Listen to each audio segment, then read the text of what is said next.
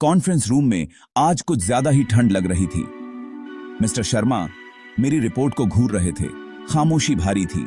मुझे अपने माथे से पसीना टपकता हुआ महसूस हो रहा था। मेरे नंबर्स गिर गए थे। मिस्टर शर्मा बोले, रोहन, हमें तुम्हारी परफॉर्मेंस के बारे में बात करनी है। मैं तुम्हें एक आखिरी मौका दे रहा हूं।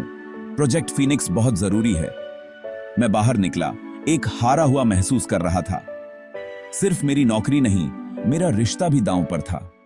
क्या मैं उठूंगा या टूट जाऊंगा?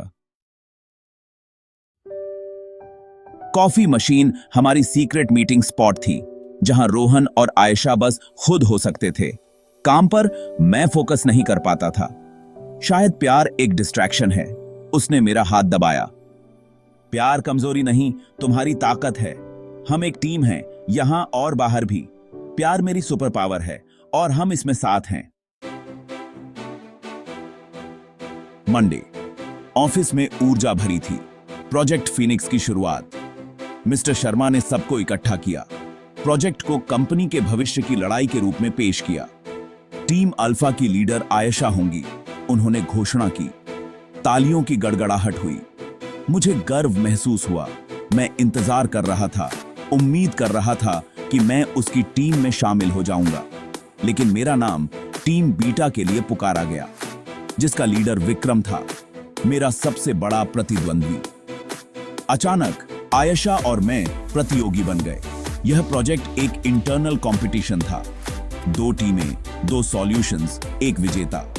मैंने आयशा को कमरे के उस पार देखा। वह उतनी ही हैरान लग रही थी जितनी मैं था। ऑफिस एक युद्ध का मैदान बन गया था। हम विपरीत पक्षों पर थे। यह एक परीक्षा थी, प्रोफेशनलिज्म, भरोसे और प्यार की।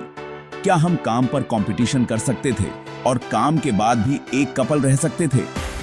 चुनौती मेरी कल्पना से कहीं ज्यादा बड़ी थी।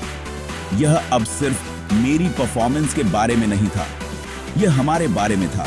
एक नई जटिल भूलभुलैया में नेविगेटिंग करते हुए मुझे दबाव महसूस हुआ, लेकिन एक चिंगारी भी। यह खुद को साबित करने का मेरा मौका था, अपने करियर के लिए और हमारे लिए लड़ने का। दांव कभी इतने ऊंचे नहीं थे। मैं विक्रम का, प्रोजेक्ट का और अपनी शंकाओं का सामना करने के लिए तैयार था। असली परीक्षा शुरू हो गई थी। क्या प्यार कंपटीशन में बचा रहेगा? यह तो वक्त ही बताएगा। टील बीटा के पहले दिन मुश्किल थे।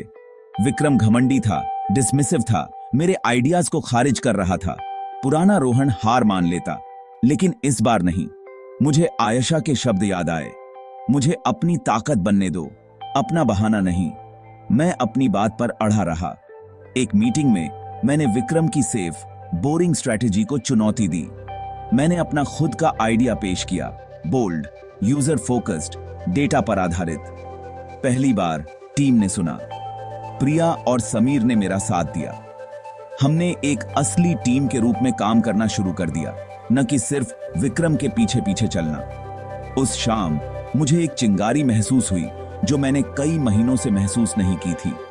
मैं योगदान दे रहा था, लीड कर रहा था, जिंदा था। आयशा ने मुझे ऑफिस के उस पार से थम्स अप दिया। उसका मुझ पर विश्वास ही मेरा फ्यूल था। आग वापस आ गई थी। मैं अब अपनी कहानी में दर्शक नहीं था, मैं कमबैक किड था और मैंने अभी अभी शुरुआत की थी। लड़ाई शुरू हो गई थी।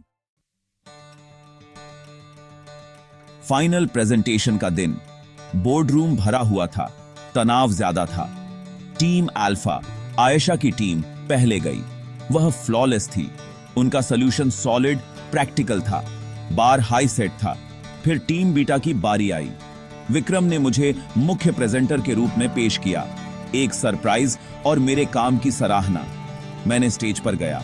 दिल जोर से धड़क रहा था, लेकिन दर्शकों में से आयशा के सिर हिलाने से मुझे हिम्मत मिली। मैंने सिर्फ स्लाइड्स प्रेजेंट नहीं की, मैंने एक कहानी सुनाई। मैंने भविष्य की एक विजन पेश की। रूम झुक गया, ऊर्जा बदल गई। मैंने खत्म किया। खामोशी। फिर सीईओ ने तालियां बजानी शुरू की। रूम में तालियों की गड़गड़ाहट गूंज उठी। मिस्टर शर्मा मुस्कुराए, विक्रम मुस्कुराया, मेरी पीठ थपथपाई।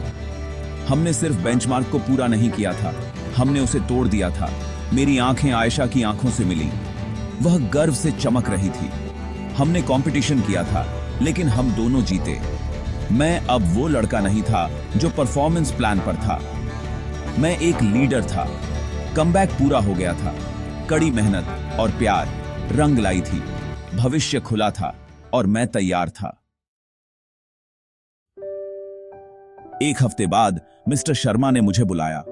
इस बार कोई रिपोर्ट नहीं थी, बस एक मिठाई का डिब्बा और एक हैंडशेक। रोहन, तुम्हारी परफॉर्मेंस शानदार थी। हम चाहते हैं कि तुम हमारी नई पुणे टीम को प्रोजेक्ट मैनेजर के रूप में लीड करो। मैंने हैरान था। एक प्रमोशन, एक सपना सच हो गया। मैंने तुरंत हां कह दिया। दिल खुशी से झूम उठा। मैंने आयशा को बताने के लिए भागा। उसने मुझे गले लगाया, गर्वित और खुश। लेकिन फिर हकीकत सामने आई। नौकरी पुणे में थी। हम अलग अलग शहरों में होंगे। जिस सपने का मैंने पीछा किया था वह हमें अलग कर रहा था। उस शाम हम समुद्र के किनारे बैठे थे, हाथ पकड़े हुए सूर्यास्त देख रहे थे। हमें शब्दों की जरूरत नहीं थी। खामोशी ने सब कुछ कह दिया। हमने इसे काम करने का वादा किया, जैसे हम हमेशा करते थे। रोजाना की कॉफी ब्रेक्स और साझा लंच को एक मीठा कड़वा अलविदा था। एक नया अध्याय शुरू हो रहा था। प्यार को फिर से परखा जाएगा, लेकिन हमें हम पर विश्वास था। भविष्य अनिश्चित था, लेकिन हमारा बंधन मजबूत था। मैं अगली चुनौती के लिए तैयार था, और वह भी साथ, भले ही अलग। मुंबई में मेरा आखिरी दिन विदाई और पैक किए गए बक्सों का एक धुंधलापन था। सबसे मुश्किल अलविदा आयशा थी। कोई भाषण नहीं, बस पार्किंग में एक लंबा गले लगाना। पहुंचते ही मुझे कॉल करना, उसने फुसफुसाया। मैंने वादा किया। एयरपोर्ट तक टैक्सी की सवारी अंतहीन लग रही थी। हर गली मुझे हमारी याद दिला रही थी। लेकिन यह अंत नहीं था, यह एक नई शुरुआत थी। पुणे चुनौतीपूर्ण था। नया शहर, नई टीम, नई भूमिका। कुछ दिन अकेलेपन भरे थे, लेकिन हर रात हम वीडियो कॉल करते थे। आयशा का चेहरा देखना, उसकी आवाज सुनना मुझे स्थिर रखता था। हमने जीत का जश्न मनाया, संघर्ष साझा किए और दूरी के बावजूद करीब आए। सच्चा प्यार मैंने महसूस किया। हर समय साथ रहने के बारे में नहीं है, यह एक दूसरे के लिए मौजूद रहने के बारे में है, चाहे कुछ भी हो। कड़ी मेहनत और प्यार, ये वो दो इंजन हैं जो हमें आगे बढ़ाते हैं। मेरी विफलता से लीडर बनने तक की यात्रा ने इसे साबित किया। हमारी कहानी इसका प्रमाण है। प्यार और कड़ी मेहनत किसी भी दूरी, किसी भी चुनौती को जीत सकती है। और इस तरह हमने अपना रास्ता खोजा, साथ, चाहे कितनी भी दूर हों।